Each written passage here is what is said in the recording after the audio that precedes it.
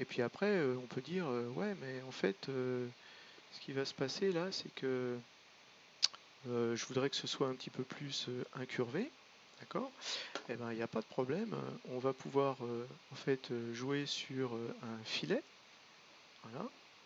Alors attendez, parce que là, en fait, je vais sélectionner mon objet. Voilà, back fuselage with rail. Voilà. Je vais mettre un filet et puis maintenant je vais sélectionner des edges, par exemple celle-là.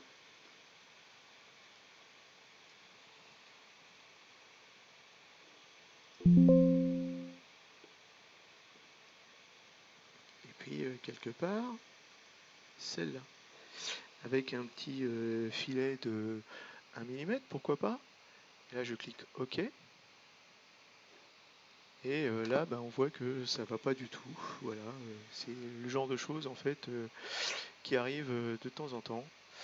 Donc là, je ne sais pas trop quoi faire, c'est-à-dire que quelquefois ça marche et quelquefois ça marche pas, cette notion. Alors c'est peut-être parce que en fait mon truc est trop et pas assez intégré avec un filet de 1 mm. Donc dans ces cas-là, ce qu'il faut faire, c'est aller encore sur le rail. Voilà. Et puis on va faire en sorte de pénétrer encore un petit peu plus. Voilà. Close. Voilà. Donc là on pénètre encore un petit peu plus. Et là maintenant, si jamais je sélectionne celui-là, que je lui ai dit que je veux sélectionner cet edge là, je fais tourner légèrement mon truc et cet edge là, voilà, j'ai ces deux edges là. Déjà, si jamais je mets 0,5 mm, est-ce que ça marche? Ok, voilà, bah là on est un petit peu mieux quoi. Voilà, donc là en fait on voit que on a quelque chose qui correspond un petit peu plus. Alors maintenant, est-ce que avec ce filet là je peux jouer sur les millimètres? Bah non, visiblement, si jamais je reclique ici, ah si, je peux jouer. Donc là, si jamais je vais jusqu'à 1,0 mm, voilà, est-ce que là ça marche encore? Ouais, ça marche encore.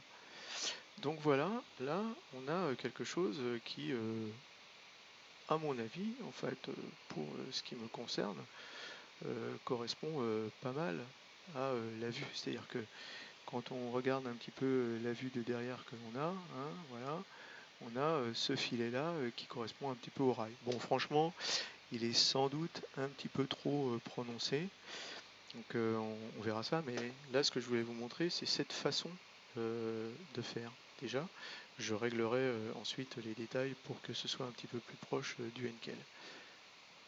Voilà pour la première façon de faire des marques à l'intérieur. Bon alors maintenant une autre façon de faire on va dire des marques sur la coque et la peau du fuselage. En fait c'est par exemple pour faire ce qu'on appelle par exemple les trappes d'essence ou quelque chose comme ça. Donc là j'ai tracé quelque chose. Si jamais je vais dans l'autre mode, on voit que je suis tout à fait en face d'une trappe d'essence.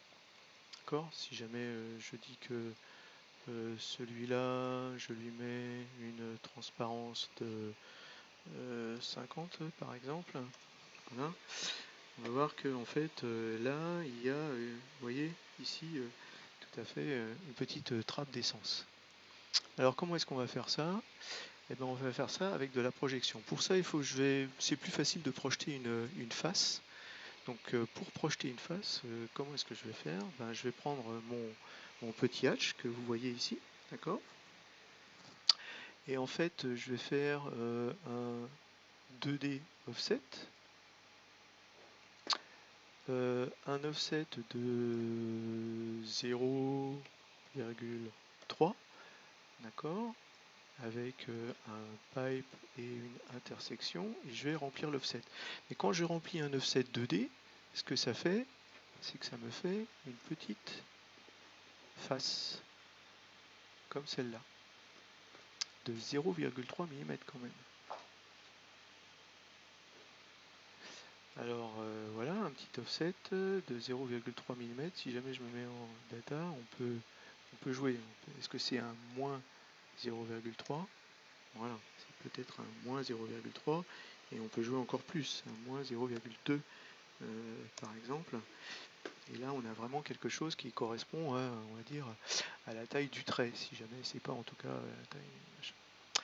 Alors après, ce qu'on va faire, c'est qu'on va ramener notre filet. On a notre offset ici, et en fait, on va utiliser de la projection.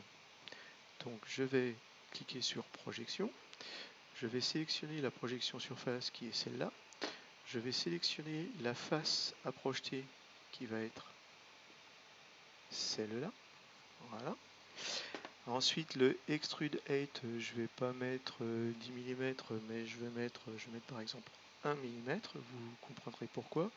Par contre, la solid depth, je vais aller à 0,3 mm à l'intérieur du solide. Voilà.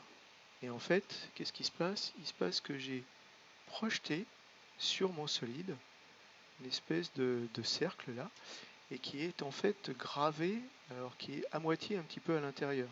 Il rentre de 0,4 et il sort de 1.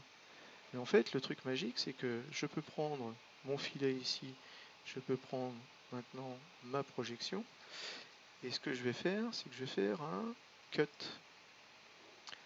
Et donc là, du coup, si jamais je dis que je ne veux plus voir mon offset et mon small hatch, mon cut là, qu'est-ce qu'il me dit? Ben, il me dit que, en fait,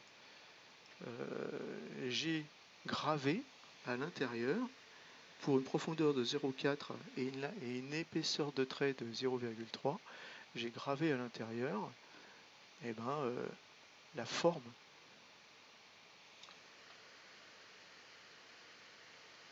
Vous voyez, la forme de mon truc. Donc ça, c'est une autre façon de graver des choses sur la peau, on va dire, de la pièce que l'on est en train de faire. Donc voilà, je vais vous laisser là, puisque en fait là, moi, je vais continuer à déployer un petit peu ce genre de choses. Et puis en fait, je reviendrai vers vous quand j'aurai un modèle un petit peu plus complet, sachant que en fait, la principale difficulté maintenant, ça va être de gérer cette remontée ici, qui est une remontée très fine. C'est-à-dire que ici, cette partie-là, elle est très fine, comme on peut le voir en fait sur Pure. Hein, cette partie-là, en fait, elle est très très fine.